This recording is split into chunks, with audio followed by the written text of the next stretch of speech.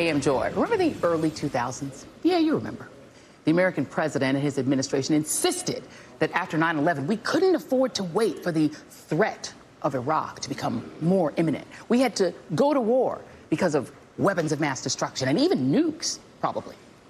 Keep in mind, Iraq basically had no air force that could even reach us nearly 7,000 miles away, even if they did have nukes or WMDs, which, of course, they didn't. Remember that? Well, welcome to your deja vu.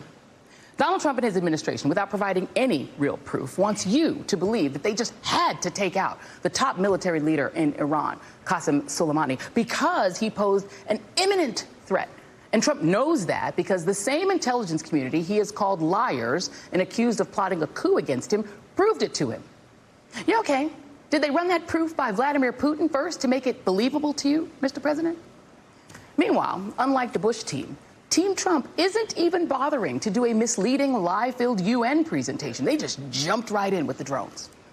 And over the past 24 hours, as this escalating mess unfolds, various prominent Iraq war supporters have stepped forward to bless us with their opinions of the raid. Former Trump National Security Advisor John Bolton, who, to be clear, has been jonesing for war with Iran since the Bush era, said, quote, "Hope this is the first step to regime change in Tehran." Perfect. Bolton is echoing a narrative that will sound familiar to those of you who are old enough to remember 2003, when we were told by our government that we were invading Iraq, a sovereign nation, to liberate them from their murderous dictator who was allegedly building a war chest of nuclear weapons and planning to wage a war on us at any minute. Oh, and don't forget the lying implication by the Bush administration that Iraqi dictator Saddam Hussein had something to do with 9/11, which he didn't. That helped make the war much more marketable.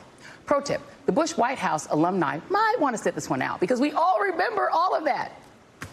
There were no weapons of mass destruction in Iraq, but once we were done, there were American torture chambers and hundreds of thousands of dead Iraqi soldiers and dead Iraqis, period, tens of thousands of injured or dead American troops, and it turns out all for nothing, for a lie.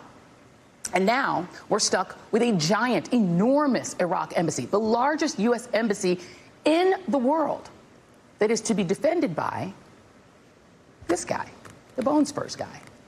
Perfect.